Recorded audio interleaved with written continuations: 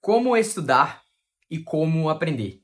Esse é um livro que eu finalizei agora no início do ano agora, né, em janeiro, e é um livro bem fininho. Inclusive esse livro tem cerca de, se você for contar a bibliografia dele, tem cerca de 91 páginas. É um livro bem sucinto, é um livro pequeno, mas que tem ali uma profundidade acerca daquilo que ele vai tratar e discorrer acerca, digamos, da psicologia, da ciência do aprendizado e do estudo, que é algo tão primordial para praticamente todas as áreas da nossa vida. A gente precisa estudar alguma coisa, seja na nossa faculdade, seja na nossa escola, ou seja nos estudos teológicos, em qualquer outra área da sua vida. E eu acho interessante que esse livro, como vocês podem ver aqui, é um livro bem fininho, é um livro bem sucinto, é um livro objetivo, mas mesmo sendo objetivo, ele não deixa de ser profundo nas suas aplicações. Agora, uma coisa interessante aqui na página 77, o Emílio ele vai falar sobre uma lista que um psicólogo chamado Whipple, acredito que seja assim que se pronuncia o nome desse homem, é Whipple. Eu vou colocar aqui na tela para vocês verem o nome desse homem, tá? E ele também foi um grande psicólogo e ele enumerou algumas coisas, algumas dicas, que é o que eu vou tentar transparecer aqui para vocês. Eu enumerei, na verdade, 7 dicas. A lista é muito extensa, tá? A gente poderia fazer vários e vários vídeos, inclusive vídeos de cada uma delas, mas eu escolhi aqui 7 que eu achei bem interessantes para que você possa estar estudando e aprendendo de uma forma mais específica. A primeira: adquira o hábito de estudar sempre no mesmo lugar. Eu acho interessante a gente criar como se fosse um hábito, uma rotina de estudo em um mesmo ambiente. Assim, quando você está naquele ambiente, você já condiciona o seu cérebro a saber que aquele lugar é o lugar do estudo, seja o lugar dos estudos gerais, ou seja até mesmo o lugar de um estudo específico, ou em qualquer outra nomenclatura que você queira inserir o estudo na sua vida. O segundo ponto: busque um motivo, ou melhor, vários motivos. É muito interessante que você tenha objetivos claros do porquê você está estudando o que você está estudando. Não existe nada mais maçante do que você estudar algo que você não nutre algum objetivo específico, algum motivo específico para que você possa se aprofundar nesse estudo. Esse estudo ele tem que ter um objetivo claro, ele tem que te motivar de alguma forma, seja para que você possa conseguir um entendimento intelectual acerca daquilo que você está estudando, seja para atingir um conhecimento acerca da pessoa de Deus, no caso, no princípio teológico, ou seja, em algum contexto externo àquilo que você esteja fazendo na sua vida. Mas é importante você explicar os motivos para você mesmo, listar os motivos pelos quais você está estudando aquilo que você está estudando. Terceiro ponto: descubra na prática se obtém mais êxito começando pela tarefa mais difícil ou pela tarefa mais fácil, quando está diante de vários deveres de dificuldades desigual.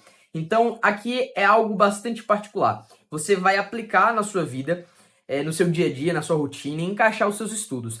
E aí você começa a estudar pelos assuntos mais difíceis e ver se aquilo ali surte um efeito positivo no seu absorção, na sua absorção de conhecimento.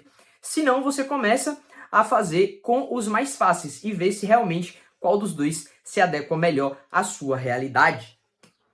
Quarto ponto: prolongue a duração de seus períodos de estudo suficientes para aproveitar o aquecimento, ou seja, naquele momento que o estudo está intenso, o estudo está progredindo, você está aprendendo, você está nutrindo algo positivo no estudo.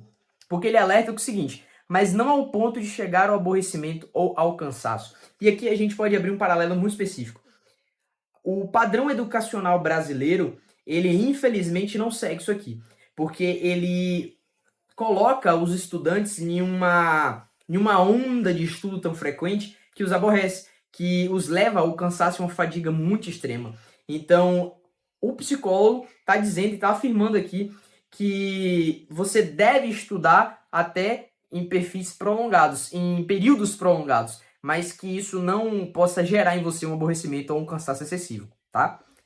Quinto ponto: Forme o hábito de elaborar os seus próprios exemplos concretos de todos os princípios e regras gerais. Então, à medida com que você está estudando, que você está vendo a exposição do assunto nas suas leituras, nas suas anotações, você começa a fazer esses esquemas, elaborar os seus próprios exemplos, para que seja mais fácil de você entender aquilo que você está estudando. Então, quando você mesmo elabora os seus próprios exemplos, você tem uma facilidade de acessar novamente as suas anotações e você compreender novamente aquele assunto.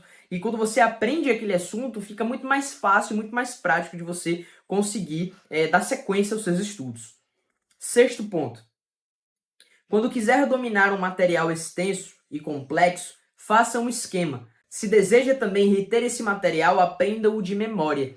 Então, fazendo o link aqui o quinto passo, né, o quinto ponto aqui que ele elenca, você começa a fazer esquemas para que você possa ilustrar da melhor forma com que você possa entender aquele assunto. Por exemplo, a gente pode dar um exemplo prático dentro da teologia, que quando a gente vai estudar sobre trindade, a gente faz um triângulo, né? E na ponta desse triângulo tem o Deus, né? Deus Pai. Aí em uma extremidade tem o Espírito Santo, na outra extremidade tem Jesus. Isso é uma forma prática de você ilustrar, fazer um esquema para que você possa entender melhor aquele assunto. No caso aqui que eu estava falando, o assunto de trindade dentro da teologia. Mas você pode adequar esses esquemas em qualquer área de estudo que você esteja fazendo. Seja ele nas áreas da biologia, da psicologia, da antropologia, da geometria, da matemática, então é muito vasto. Você pode fazer esses esquemas em qualquer dessas áreas, tá? E se deseja também reter esse material, aprenda-o de memória. Então, fazer um exercício de fixação para que você possa memorizar. Não é simplesmente decorar, mas memorizar de uma forma ativa, não uma forma passiva, que você possa entender aquele assunto de uma forma mais objetiva. E o sétimo ponto, mas não menos importante, para aprender de memória, é melhor ler em voz alta do que silenciosamente. É melhor ler rapidamente do que devagar. Então, para aprender de memória, é melhor ler em voz alta. Porque quando você lê em voz alta, você consegue não somente entender aquilo que está sendo escrito ali, aquilo que você está lendo, mas também você ouve você lendo aquele assunto. Então você vai estar como se estivesse dando aula para você mesmo. E esse ponto de fixação é muito importante para que você possa aprender as coisas de memória. Ele continua dizendo que é melhor ler rapidamente do que devagar. Às vezes a gente acha, né, que a gente tem que fazer uma leitura mais inspecional, uma leitura mais devagar para que a gente possa absorver o assunto, mas ele está dizendo aqui que você pode fazer esse processo de memorização das coisas lendo de forma rápida.